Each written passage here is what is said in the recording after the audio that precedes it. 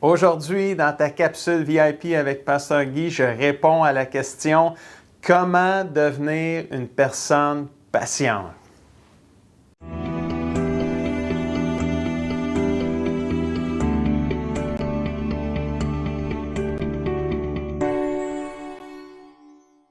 Bonjour mon ami et bienvenue à ta capsule VIP avec Pasteur Guy.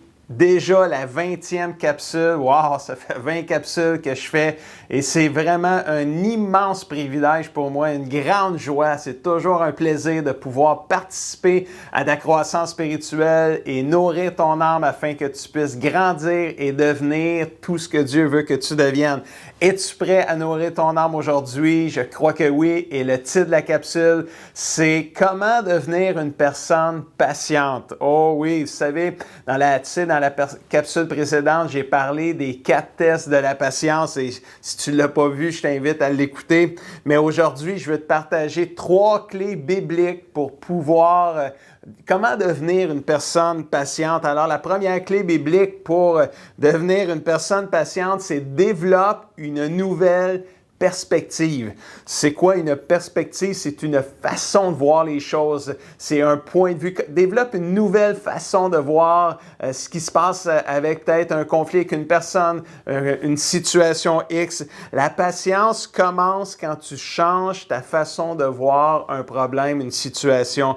Quand je suis impatient, j'ai une façon de voir, j'ai une perspective limitée. Pourquoi? Parce que tout tourne autour de moi. Mes besoins, mes désirs, mes buts, mon problème, mes blessures, ma douleur, mon temps. Savais-tu que la racine de l'impatience, c'est l'égoïsme? C'est pour cela que tu as besoin d'une nouvelle perspective, une nouvelle façon de voir les choses. Proverbe 14, verset 29 nous dit « Celui qui est lent à la colère fait preuve d'une grande intelligence. » Tandis que celui qui s'énerve facilement, qui s'impatiente facilement, proclame sa folie. Intéressant de voir que le mot « lent » ici, dans celui qui est lent à la colère, lent vient du mot hébreu « arek » qui signifie « patient ». Donc, quelqu'un qui est lent à la colère, c'est quelqu'un qui est patient. Celui qui est patient fait preuve d'une grande intelligence. Bon, intelligence, c'est quoi ce beau mot-là? Ça vient du mot grec, du mot hébreu « taboun », qui signifie compréhension, perspicacité, perspective. Donc, une bonne compréhension, une bonne façon de voir les choses. Donc, quelqu'un qui est patient, c'est quelqu'un qui a une bonne perspective, une bonne façon de voir la situation, bonne compréhension de ce qui se passe.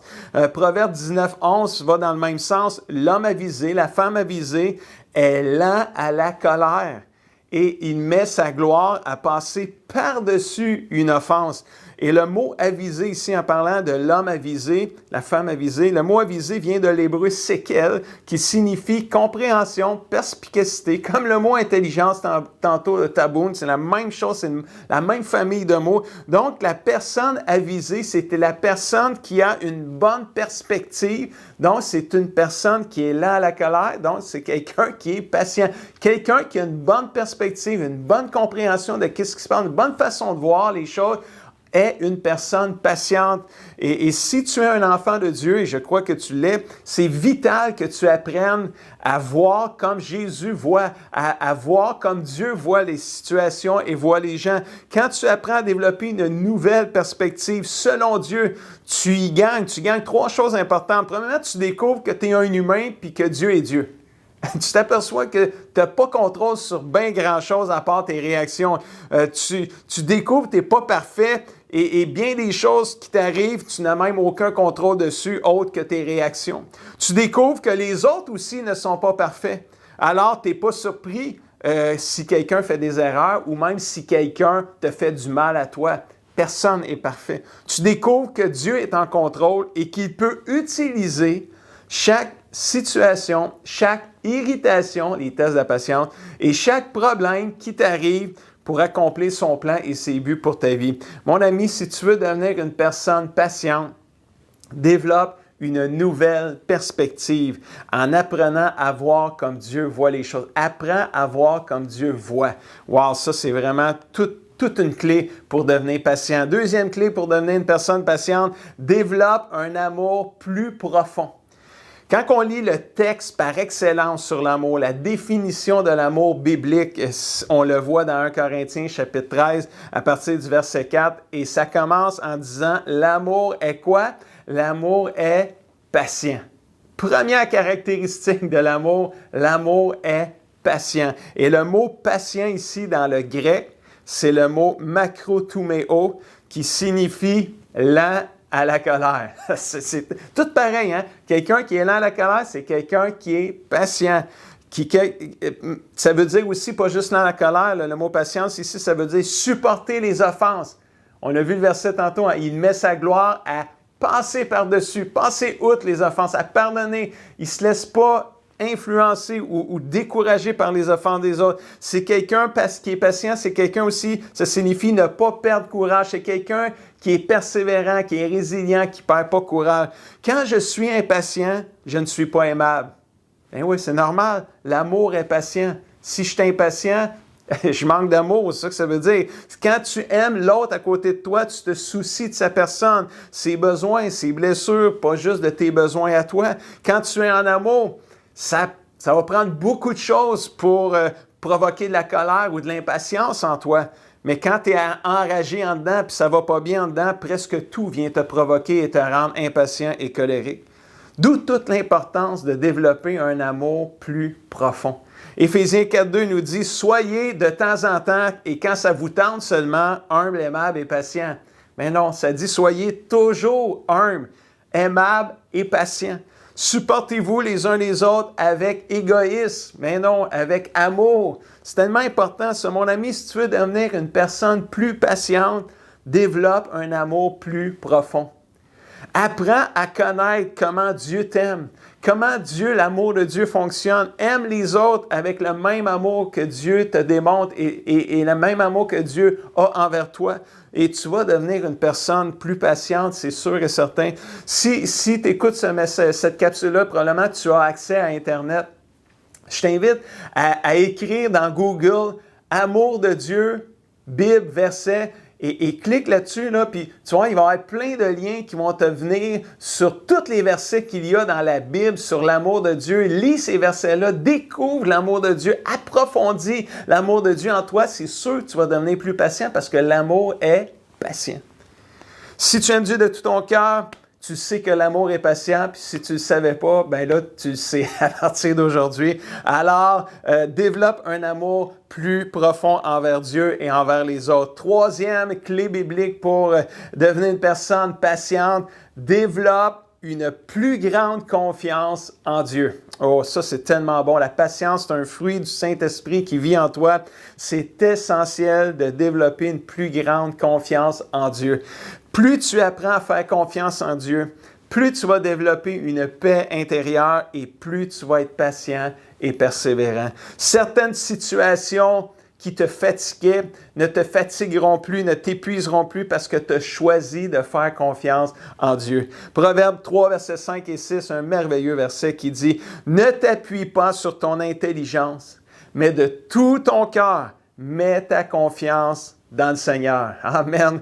Reconnais-le dans tout ce que tu vis et dans tout ce que tu fais et il guidera tes pas. La patience, c'est une forme de foi. Elle dit, j'ai confiance en Dieu. Je crois que Dieu est plus grand que le problème, la situation difficile que je vis avec telle personne ou telle circonstance. La patience nous aide à voir la vie du point de vue de Dieu. La patience nous aide à dire, Seigneur, qu'est-ce que tu veux que j'apprenne au travers de ce que je vis présentement? Avec la pandémie qui perdure depuis plus d'1 an et qui ne semble pas vouloir s'arrêter encore pour l'instant, as-tu perdu patience? Es-tu capable de voir Dieu dans tout ce que tu vis avec la pandémie? Si on t'enlevait tout autour de toi, garderais-tu confiance en Dieu quand même? C'est une bonne question, ça. C'est une excellente question. Si tu es à bout, là, présentement, pas à bout, à bout, ça, c'est encore plus le bout que le... Tu sais, c'est vraiment, si tu es à bout, là, ça veut dire que tu n'es plus capable, là, je t'invite à revenir à Dieu maintenant et à réengager ta foi et ta confiance envers Dieu, puis dire, Dieu, je suis fatigué, je suis tanné, je t'aboute, mais je reviens à toi. Je rechoisis de mettre ma foi et ma confiance en toi. Et sais-tu quoi? Dieu va agir au bon moment. Moi, j'ai pleinement confiance en Dieu. Même si la pandémie continuerait de perdurer encore, même voire une autre année, je n'arrêterai pas de faire confiance en Dieu parce que je sais qu'il va faire toutes choses bonnes en son temps. J'ai confiance. J'ai confiance en lui, mais dans cette période d'épreuve et d'attente, j'ai besoin de constamment me rappeler, Seigneur, je te fais confiance, je garde le focus sur toi, je ne laisse pas les circonstances extérieures venir ébranler ma foi. Dernièrement, je discutais avec une jeune dame qui a perdu son père des suites d'un cancer. Et en lui offrant mes sympathies, elle m'a dit qu'elle ne comprenait pas pourquoi son père était parti si vite. Il était dans la cinquantaine et elle me disait, même si je ne comprends pas pourquoi, je choisis de faire confiance en Dieu. Et ça m'a vraiment béni d'entendre ça parce que je me suis dit, c'est la meilleure décision à prendre. Un jour, il y a 26 ans, moi et mon épouse, après 9 mois de grossesse, on a perdu un bébé. Alors qu'on s'en allait lui donner naissance, le bébé, il est mort, on l'a eu mort dans nos bras après 9 mois de grossesse. Et je ne comprenais pas pourquoi ça arrivait, cette chose-là, dans notre vie. J'ai même dit à Dieu, pourquoi tu as permis 9 mois de grossesse pour nous donner un bébé mort? T'as aussi bien de ne pas avoir de grossesse pantoute, ça n'aurait rien fait. Puis beaucoup de questionnements, beaucoup de pourquoi. Puis même après 26 ans, je n'ai pas toutes les réponses encore à ces pourquoi, mais j'ai fait le choix à ce moment-là. À un moment donné, là, après avoir beaucoup pleuré puis beaucoup questionné Dieu, à un moment donné, je suis arrivé à la conclusion, j'ai dit, Dieu, OK, je choisis de te faire confiance. 26 ans plus tard, je peux dire que c'était la meilleure décision à prendre.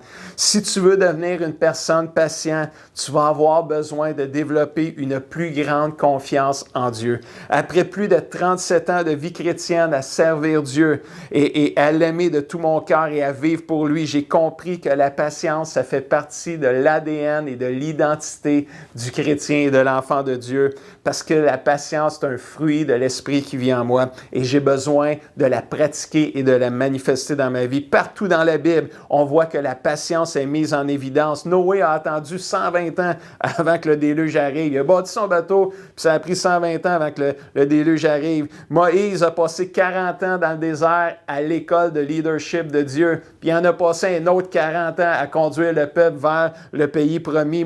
Abraham a eu le fils de l'héritage, le fils de la promesse. Il a eu la promesse à 75 ans, puis il a eu le bébé à 100 ans. Imagine-toi, il a attendu 25 ans, puis il l'a eu à 100 ans. La patience. Oh, tous les croyants de l'Ancien Testament ont attendu des centaines d'années avant de voir Jésus, le Messie promis, arriver. Un coup que Jésus est arrivé, il a dit, je repars, je m'en vais au ciel, mais on vous a envoyé le Saint-Esprit. Il y a 120 disciples qui ont attendu dans une chambre de prière, la chambre haute, pendant 120 jours.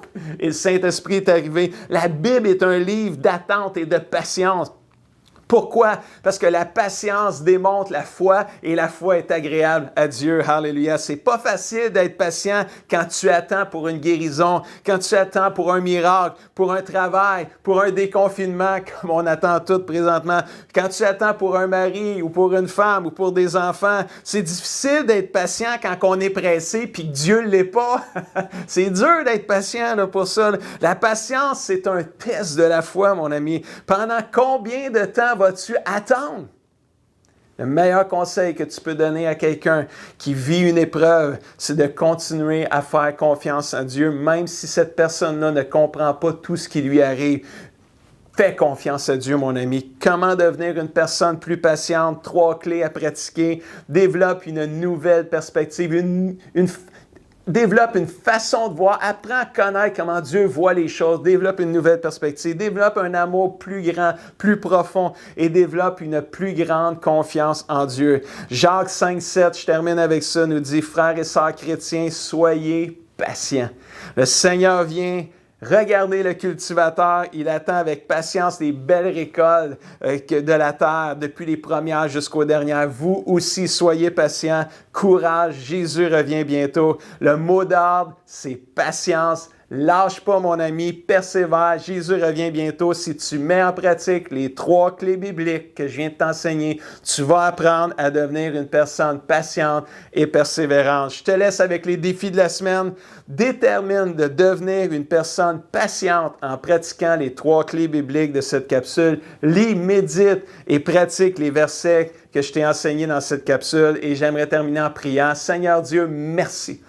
Merci pour ta parole qui nous enseigne comment devenir une personne patiente, lent à la colère, une personne persévérante, résiliente, qui garde courage, Seigneur, malgré les épreuves de la vie. Viens aider mon frère, mon ami qui écoute cette capsule présentement. Viens l'aider à être patient aussi, à devenir une personne encore plus patiente. Au nom de Jésus, je le prie. Et tout le monde dit et écrit Amen et Amen. Si tu as aimé cette capsule, je t'invite à faire des pouces, des cœurs un peu partout sur Facebook et YouTube. Si tu penses que ça peut aider quelqu'un, cette capsule, je t'invite même à la partager sur ta page Facebook. Et d'ici là, je te dis à la semaine prochaine.